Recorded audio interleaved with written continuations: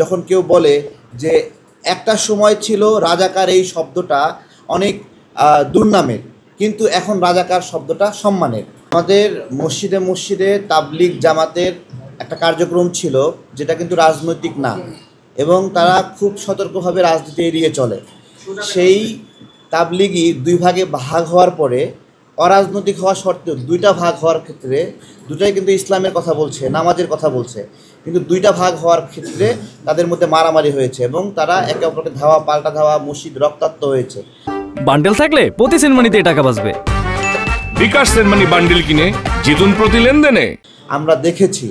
তাহলে যদি অরাজনৈতিক একটা ব্যবস্থাপনা তাবলিগ দুই ভাগে ভাগ হওয়ার ফলে এরকম হয়, সেখানে রাজনৈতিক দলগুলো যদি মসজিদ কেন্দ্রিক কার্যক্রম শুরু করে, সেটা আপনি বলতে পারেন যে তারা নামাজের কথা বলছে, আমলের কথা বলছে, কিন্তু যখন কোনো রাজনৈতিক দল এভাবে বলে যে আপনার হলো অবশ্যই এবার কোরআনকে ভোট দিবেন, ঠিক আছে, তাহলে আমরা তো সবাই কোরআনকেই ভোট দিব, কিন্তু যখন কোনো রাজনৈতিক দল এইভাবে মসজিদে গিয়ে বলে কোরআনকে ভোট দেবেন, তখন সে মিন করতে চায় সেই কোরআনের দল এবং অন্য দলগুলো কোরআনের দল না। কিন্তু একটা মসজিদে কোন ধরনের লোক থাকে? সেখানে বিএনপি থাকে, আওয়ামী লীগ থাকে, জাতীয় পার্টি থাকে, জামাত থাকে, ইসলামী আন্দোলন, গণ অধিকার পরিষদ, এনসিপি, অথবা অপরাপর আরও যারা আছে তারা সেখানে থাকে। তাহলে ওই মতের মানুষগুলো যখন দেখে তারা নামাজ পড়তে আসছে এবং তারা হালাল হারাম, ইসলামী জীবন বিধান এবং বিভিন্ন আমলের শিক্ষা নিতে আসছে, সেগুলোর পরিবর্তে কোনো একটা রাজনৈতিক দলের মানুষ ইঙ্গিতপূর্ণভাবে এভাবে বলছে যে আপনারা এবার কোরআনকে ভোট দেবেন, মানে তাকে ভোট দেবেন, তখন ওই রাজনৈতিক দলের অন্য রাজনৈতিক দলের মানুষগুলোর মানসিক অবস্থা কি হয়? তাদের ইবাদতের মানসে তারা যেখানে গিয়েছে সেই মনোযোগ নষ্ট হয় কিনা, অথবা তারা মনোকষ্টে ভোগেন কিনা। তাহলে এই মনোকষ্ট দেওয়ার অনেকে আপনার হলো কথাগুলো বলে আকারে ইঙ্গিতে বলে।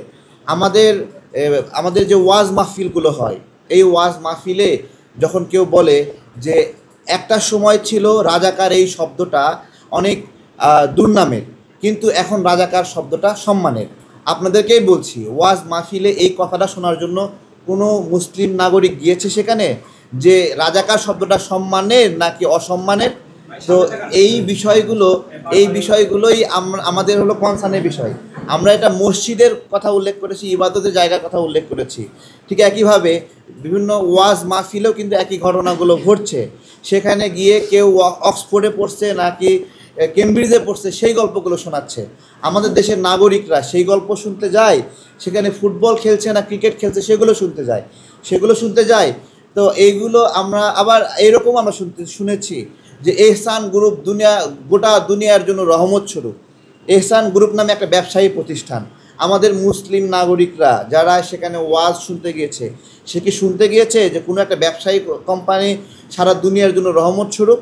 সেই রহমত কি আযাব হিসেবে আবির্ভাব হয়নি নাগরিকদের জন্য?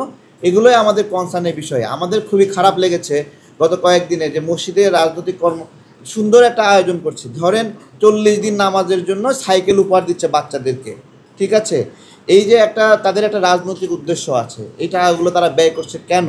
তাদের ভোটের উদ্দেশ্যে। তাহলে অন্য একটা রাজনৈতিক দল তাদের এই ভোটের উদ্দেশ্য মসজিদ কেন্দ্রিক বাস্তবায়নের সুযোগ দেবে? আমরা চাই আমাদের আলেমরাও, আমরা অনেক সময় দেখি অনেক আলেম মসজিদে জামাতের বিরুদ্ধে বক্তব্য দেয়, আমরা ওইটাও আহ্বান জানাই যে আপনারা এইটা করেন না।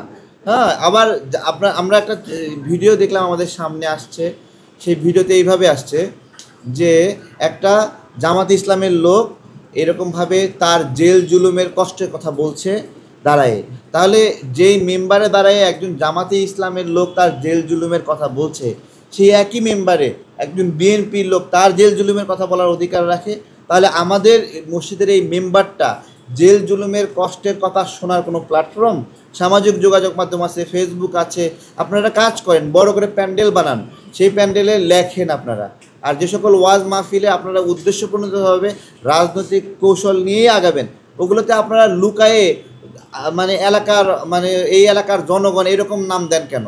আপনাদের দলের নামটা স্পষ্টভাবে দেন। এখন তো ওই ধরনের আর সমস্যা নাই।